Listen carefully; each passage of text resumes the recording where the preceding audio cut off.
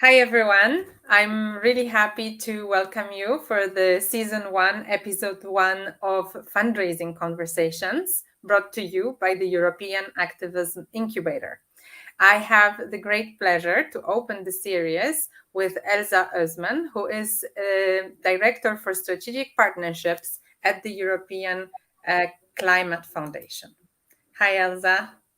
Hello, nice to be here. Yeah, thank you for joining us.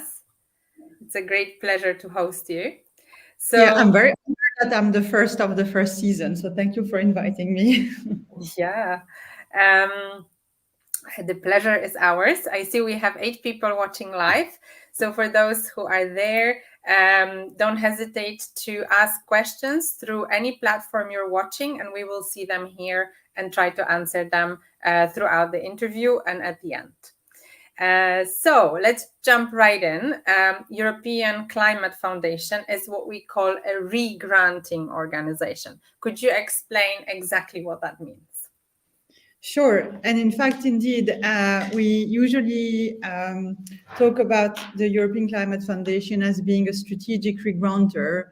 And so what does that mean? And I'll go back to the very beginning when in about 2007, already then realizing that fight against climate change was not delivering enough, philanthropies decided to pull resources together rather than each of them doing their own little bit here and there, and that in order to maximize impact, they decided to create the European Climate Foundation to then bring resources together and redistribute them.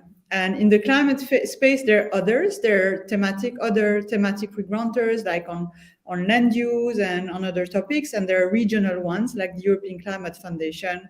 We have a sister foundation in China, India, the US, and so on.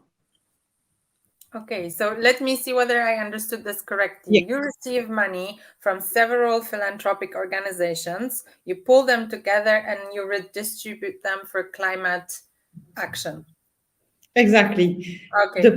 The point I wanted to make, though, is that we're not intermediary. In that sense, we really develop the strategies together with our funding partners and mostly with our grantee partners. So we're not something in the middle. The strategies are being co-created.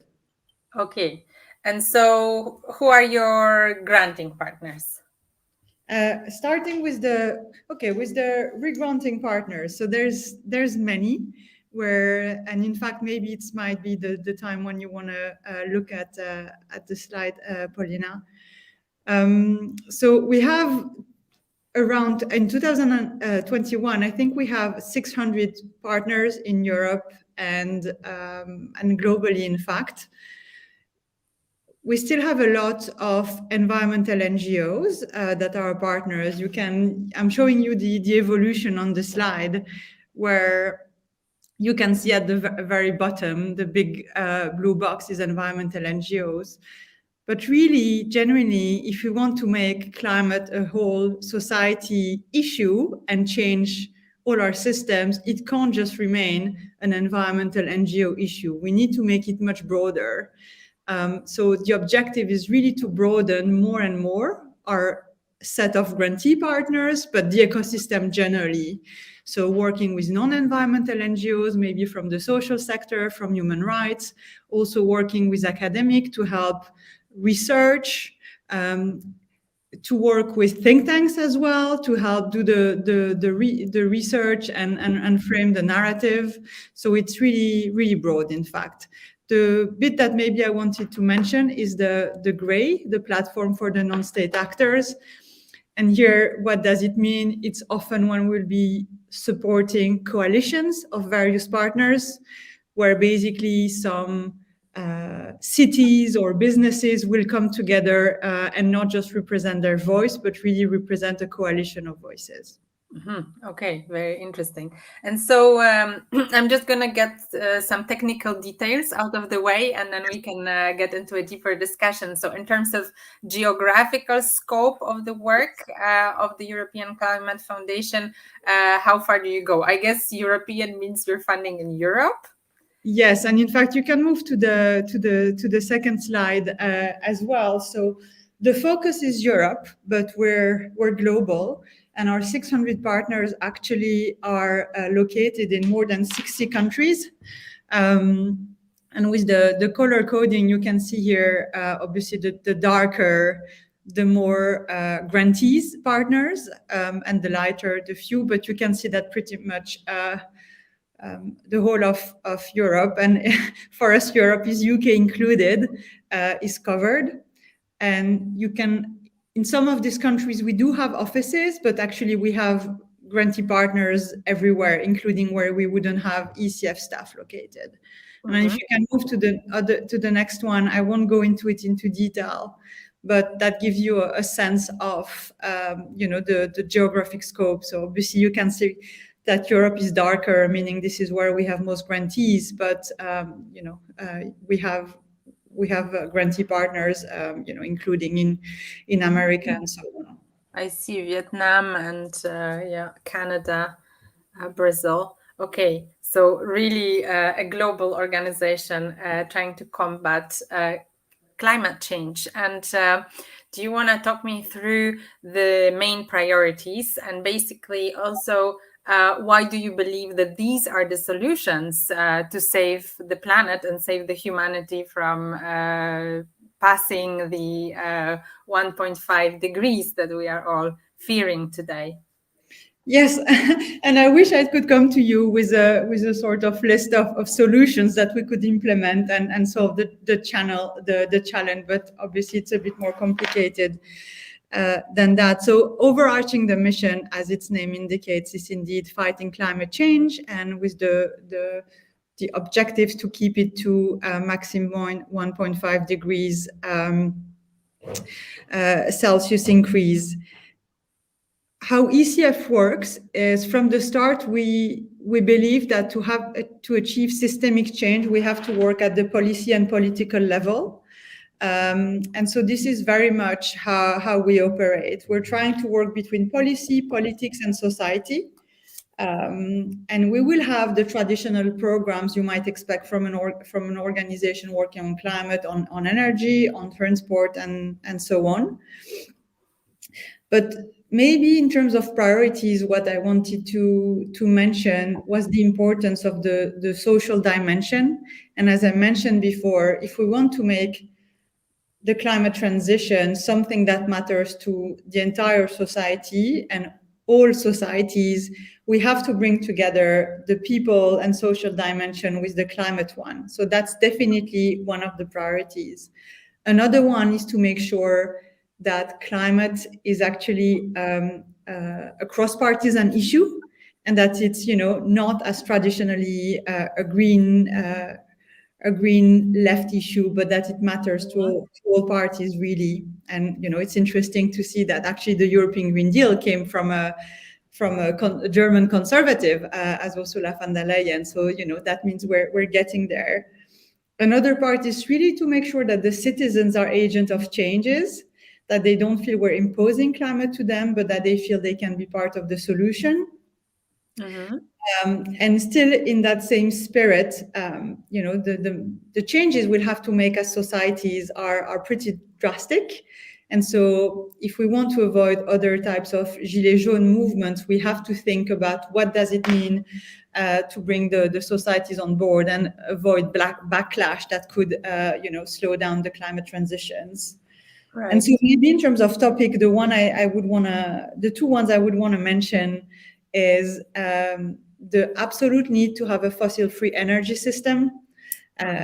We're making progress as Europe, a lot of progress in moving beyond coal.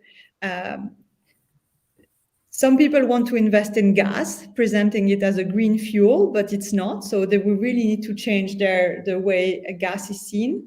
Mm-hmm. And the second issue I wanted to mention is that that's a priority for us, is to stop, to move to genuinely true zero and move beyond the greenwashing. Our CEO said that for her, greenwashing is the new climate denial. And I think that's so these are the two thematic priorities I wanted to mention. Yeah, it's true that greenwashing is, once one tunes into it, it's everywhere. Like it's in my supermarket. they put sort of a big banner saying zero waste, and then all the rubbish goes in there. So nothing changed in sort of, how we package food and so on, but there's just this banner. Or I see advertising in metro which says like everything now is good for the planet somehow, and it really worries me because I feel that consumers are sometimes very lost, and that it's very difficult as a consumer to actually make these responsible choices because we are disinformed, and it's being used to basically make more money. That's in a way outrageous, isn't it? Yeah, I guess the good part of this is that businesses, but governments and municipalities, so it goes beyond the businesses, feel now the pressure and obliged to come with at least statements and visions. Um, and now it's moving it to a vision, to a plan that's implemented. And this is why the name of that campaign is in fact Target Through Zero, because Yeah, it's not net zero in a vision, a statement, but it's like, what are you actually doing to deliver that True Zero target on the ground? exactly. Perfect. Shall we look at the last slide in your presentation then? Because I think it gives some Yes. insight into the specific actions that you're actually funding as the European Climate Foundation. Exactly, and it just you'll see the link with the different type of organizations that I have shown earlier, and basically as ECF, and that's really in the business model of the European Climate Foundation as a strategic regrounder, we will really think about what is it we want to deliver. And when I say we, it's more than the ECF, is we as an ecosystem, and who needs to be part of the conversation to make the change. And very often it's not going to be just one type of organization or just one type of tool. It's everything comes together. And so for instance, I can give an example. So we now have a EU climate law with a climate neutrality target. You need a lot of this type of interventions to get there. So for a while, you will need the technical analysis, the research part, with maybe some more think tanks, university type of factors to actually define what would be a good climate law. What does it look like? Yeah. And what else do you need? You will need more maybe NGOs to be doing the dialogue and convening, the alliance building, the awareness raising towards institutions and other parts of society to make them understand why a climate law would be good. So here you'll have a lot of the traditional NGOs. You might also need some of the more grassroots and activist type of movements on the ground to increase public pressure. And then that links to strategic communication. What does it mean in media and so on to communicate about a climate law? So you can see that this is really very much what we're trying to do in mixing the type of interventions you're seeing here on this spider chart to be able to deliver objectives and outcomes. Yeah, and I see that if I understand this chart correctly, what is sort of on the outside, that's when you have increased the funding for the 2021, right? For instance, for strategic communication and technical analysis. Exactly. Exactly. So in the words in black around will be the type of interventions, and in orange you'll see the type of interventions we funded in 2020, and in green the one in 2021. And indeed, it's actually right. We're trying to be. It's part also because of the political timeline and context, but more generally, as I was explaining before, that if our ambition is to involve societies, you can't think you can just involve society because you have the right argument and the right technical analysis. We've done that for years as a movement, and it only took us so far. That part, So yeah. it's really now about how you communicate about climate and how you involve people and parts of society, and that's indeed reflected in our grant making, and hence why you would see that strategic communications is maybe higher in 2021 than it was 10 years ago. Yeah. Okay. And so I understand that your daily job is actually to build these partnerships, if I read your job title correctly. And so, can you just tell us how this looks like? I mean, you bring people together to be sure that the right people are talking to each other. Is this really the role, or how the foundation sees its role in forging partnerships?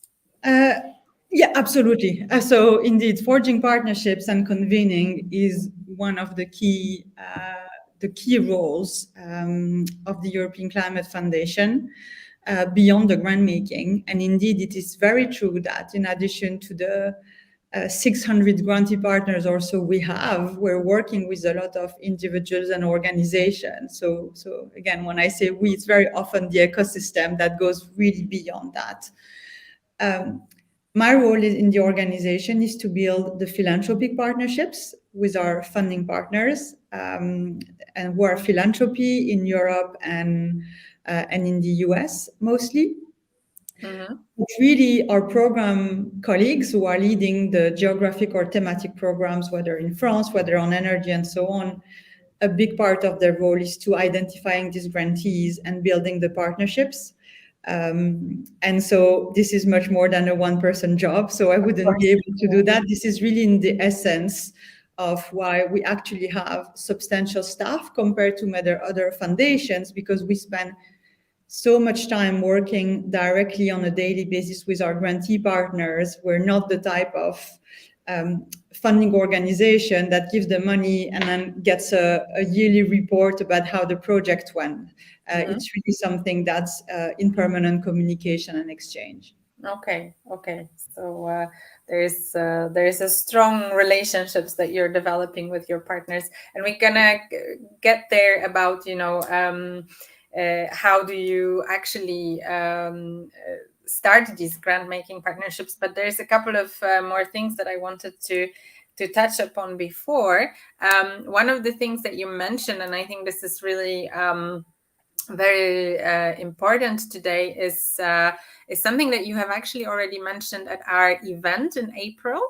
And you have said then that social issues and diversity has come to the forefront of the work on climate. And it's not just because it's right, but it's because it's part of the solution. Could you talk a little bit more about what's going on in this regard within the thinking inside the European Climate Foundation? Yes, and in fact, maybe even broader, maybe within climate philanthropy, Yeah. more generally, because this is really that broad. I mean, if we want to get to true zero, as I was saying, so basically emitting no greenhouse gas emissions in less than 30 years.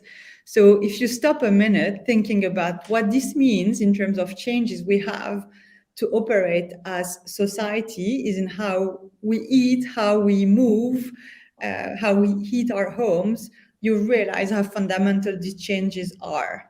Mm. There's really no way that such a transition can just happen, decided by a very few number of people. And it's true that sometimes the climate movement have been criticized for being too urban and elitist and white, Mm-hmm. coming from a rather privileged background.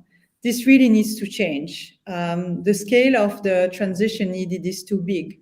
So what does it mean for us? As a movement, that really means in working with different types of partners. So this is why you're seeing in the first slide that was shown that while it's normal that the environmental NGOs still constitute a big part of our grantee partners, the idea is to increase more and more, to increase the non-environmental NGOs, for instance, and other parts of the organization. So maybe I can be very practical about what this means. One, it means that making sure that climate decisions that are being made are actually socially just. So for instance, more than 10 years ago, when I started working on climate, it was less of a concern. It was all about carbon markets and carbon price, but who was affected really by the carbon price was a lesser concern. Now it's very high. Let's not forget that the Gilets jaunes movement in France, was started because of a decision to increase energy prices. So this Mm-hmm. has to be fair. It also means working with less socially privileged groups.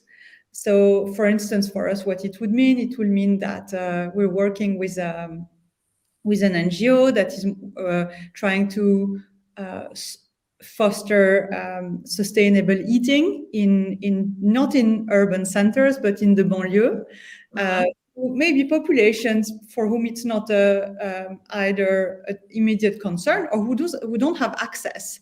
So this is what it means. It means that when you work on heating of buildings, you will also work with the communities who are most affected by energy poverty, like Romas.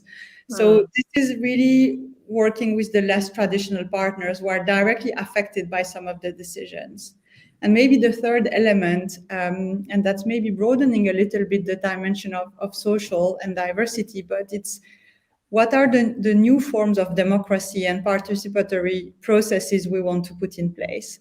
In Mm-hmm. several countries like France and UK and others, including in Eastern Europe, where you wouldn't necessarily think about it, there are attempts for climate citizen assemblies, and that bring together the diversity of citizens really in engaging on climate. And it's very recent, but so far the experiences are very good. Okay. Okay. So two great developments forward: socially just and more democratic participation. Any other developments recently in your work that you want to highlight here? Um, yes, so and again trying to do the mix between European Climate Foundation and climate philanthropy as In well, general, yeah. yeah, general. So maybe as ECF, what does it mean in practice to try to involve more, groups on the ground from the less traditional type of actors?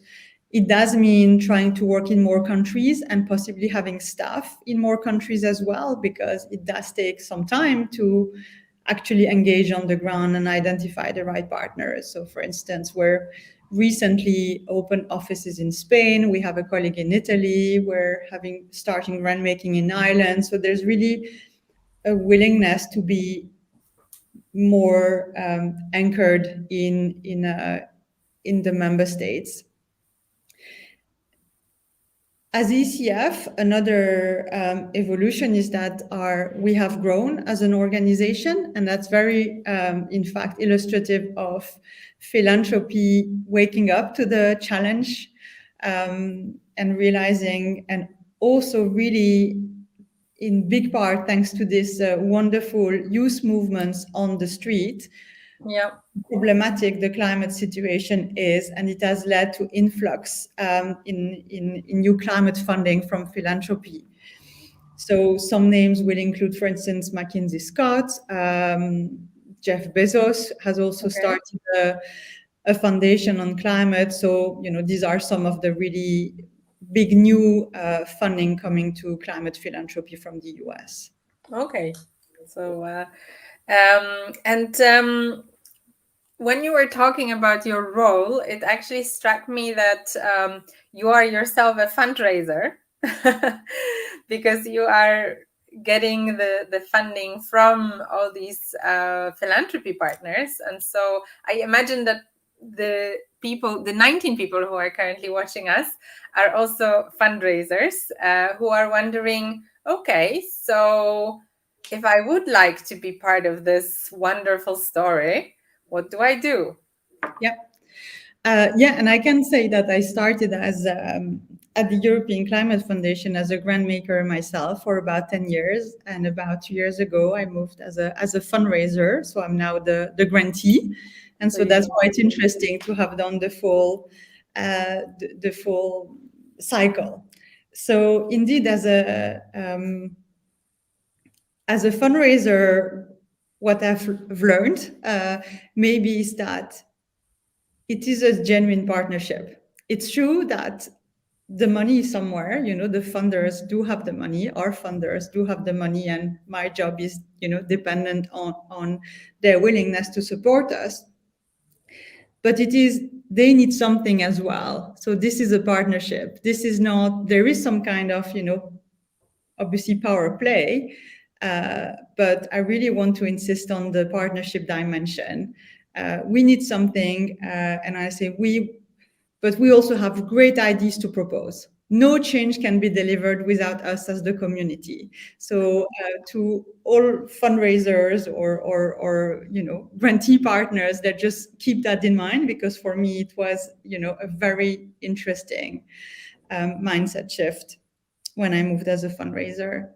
As ECF, the way of working is we don't do open calls for proposals. But what I explain is that why we do have staff on the ground in geographies, that because we do spend a lot of time, our program colleagues, mapping, talking to identify the right set of partners. So this is the way to ensure that it's more and more inclusive and impactful. So really the best way for anyone interested in being part of the conversation is that where we have offices, either get in touch with the program staff on the ground. The names are on our website. Okay, great. That's a great tip. I would like to invite anyone who is watching to post in comments any questions that you might have, to use this wonderful opportunity to also include you in the conversation. And in the meantime, I have another question of my own. And this is coming from the report that's been launched a couple of months ago, Foundation Funding for Climate Change Mitigation Europe Spotlight. And it's a fantastic analysis of what's being funded in Europe and by whom and in what amounts. This is by Climate Works European Foundation Center, now called Filea, and the hour is late. And just wanted to highlight one of the findings from this report that struck me particularly, and that is that from all the funding provided to various activities and sectors in Europe, only between 1 and 4% of the total funding is dedicated to capacity building, grassroots and movement building. Now, I am, of course, a little bit biased on this point, because European Activism Incubator's daily job is to build capacity of non-profit organizations and movements through our workshops and facilitations and different other kind of works where we come in as an external partner. But what do you think? Is capacity building and movement building an important part of fighting global warming and climate change?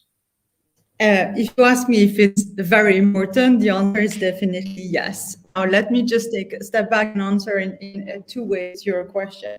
First, if you read that report or the global report, what you'll find out is that only 2% of foundation money is going to climate action. Yeah. I joined climate philanthropy in 2009. The number was the same. It was 2%. So obviously, in absolute terms, the funding has increased. But when you think about the scale of the challenge and the importance, this 2% is still way too low. So what that means is that, even if there was 100% of that 2% going to capacity building, it's not enough. Climate is too big for that. So, the call to philanthropy is that please put more money. And that's the case everywhere. And also a call to the European funders is, yes, do fund in Europe, because I believe it's even lower than 2%. On where the funding is going, it is true that generally as a trend, general operating support and unrestricted funding is still limited. There's a willingness to, I think all donors really genuinely are supportive of capacity building. I haven't met anyone who says, oh no, we don't care about that. We care about that policy or about that project. However, is it true that in fact, we know that capacity building comes with multi-year funding very often, and it's still rare. There's still a willingness, which you can understand, to justify impact. It's normal. If you put funding, you want to ensure impact. And so sometimes there's a bit of a discrepancy on how does capacity building fit there when you want to demonstrate a specific impact. So this is something to be reconciled. But on my personal opinion, I can say is that there should be more of that. There are some donors who come with really unrestricted funding. McKinsey Scott, this new donor coming quite big on climate, but other topics, very much on social justice and diversity, is one of them, who is offering very unrestricted grants with limited reporting that you can use, including to build capacity. Yeah, okay. That's again good news. And I see that we have a question from Protect Our Winters Europe. Thank you for the presentation. I'd be interested in the process of starting conversations and be considered as climate NGO for partnerships or as grantee. So looks like there is hunger for more or deeper answer to the question we've discussed already. So let's make it like super practical. Let's say I'm the NGO that would like to create a partnership with European Climate Foundation. Currently there is COVID and I cannot really go to any events to hope to bump into someone and strike up a conversation. So what do I exactly do? Can I send an email just like that? I would say that I think you can send an email. I would say you send it to the person you have identified on the website, because the reason there's no open call for proposal is that the strategies, as I've explained, are co-developed with our funding partners and grantee partners.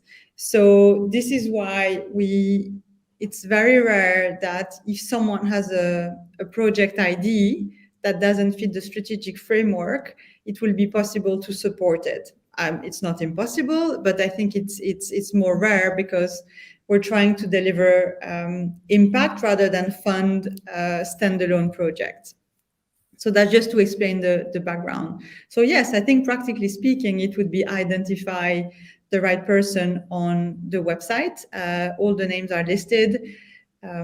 Contact the ones that are program staff. The program staff are the grant makers, and then obviously it is in their hands to see how they want to follow up, and if they can follow up with the partner. But I think email is definitely welcome. Yeah. Okay, but so if I understand correctly, it's not so useful to send an email saying, I have this project, I have this idea, I want to fund it, but more trying to just introduce an organization and their work and seeing whether one could get invited to perhaps one of these strategic meetings where projects are discussed. Do I get this correctly? Yes, and it's not as obviously formal as that, where there's one strategic meeting and you're either in, you're either out. It depends on many things. It depends on the strategy. It depends on some of the restrictions of the funding. As you've understood, we're a regranting organization, so dependent on some certain constraints ourselves. So it's not like we can do anything. So, but you're absolutely right in saying that the best way would be indeed to have a conversation and understand what are the strategic priorities of the programs.